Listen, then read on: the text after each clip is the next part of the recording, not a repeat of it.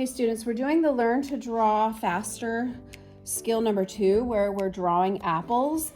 I just want to show you something and make sure that you are doing it correctly.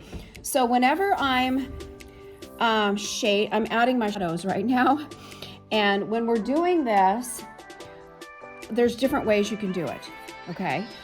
I've seen some of you doing this. See how I'm holding the pencil? Okay, just like I would write, right? I've seen some of you do it that way. And then I've seen some of you hold it like this, which is the correct way. This is the correct way to do it, okay?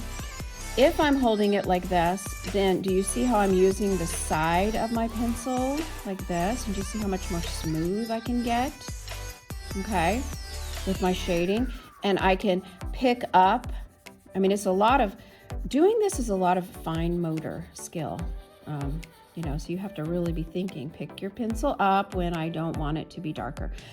You can also go in and just holding it way back here like that, is really a way, because you really want your pencil to be at an angle, okay? Like a 45, I don't know, even a 35-degree angle would be great.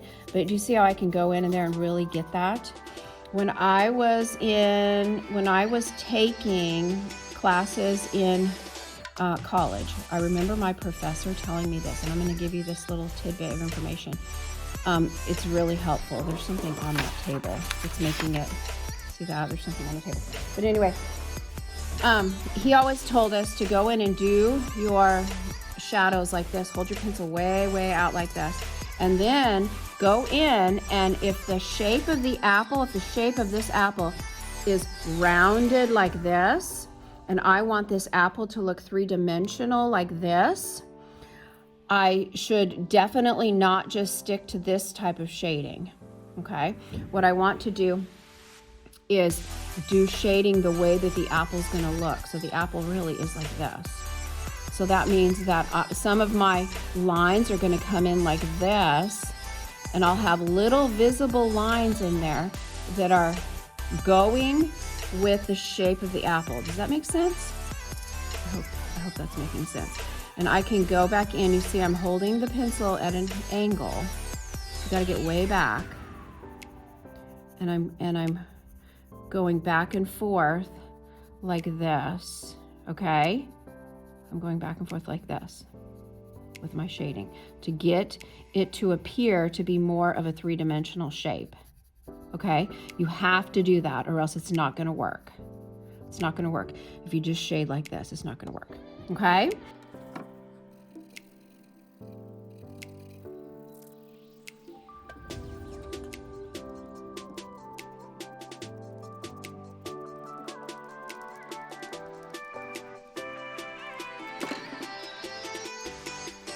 Okay, now let's talk about color.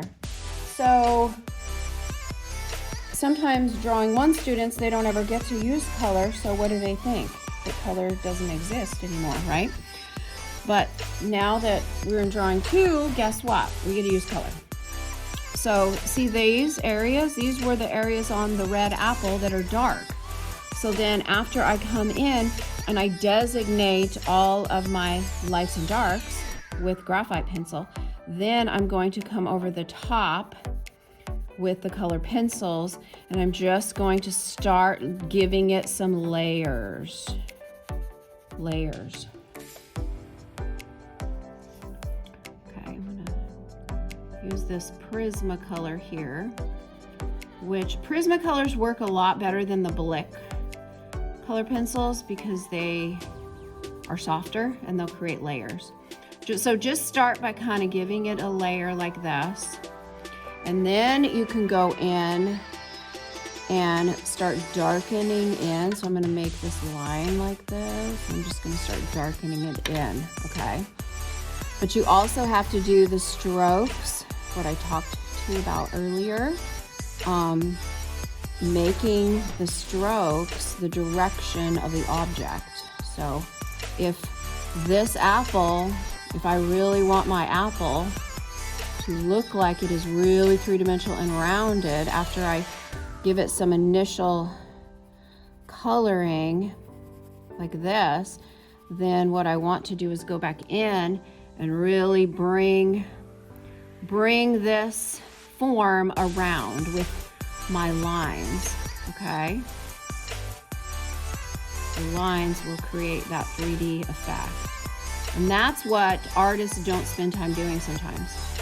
And they wonder why their forms don't look three-dimensional. This is the key to it, okay? You can also go in, this is just another shade. That's a blick. I don't want to use blick.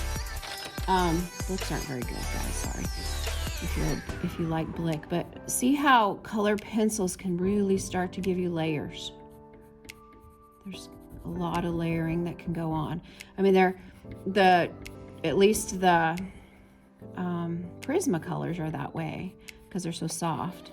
It's kind of like an oil pastel, not as soft as an oil pastel, but you can really get in there, and your goal is to get rid of all that white paper there.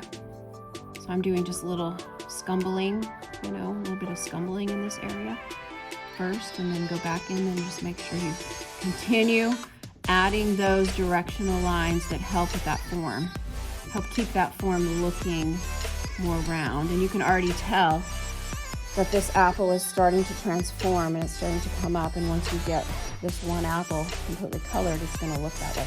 So spend time today only focusing on maybe one of your apples. I think some of you just took a picture of maybe two of them side by side, or a couple, one in front, one in back. Just focus the color. Since this is a 2-day activity, today's 2, we're adding color. Just pick one apple and try to do the directional strokes. Try to hold your pencil the correct way. Make sure you're not drawing like this.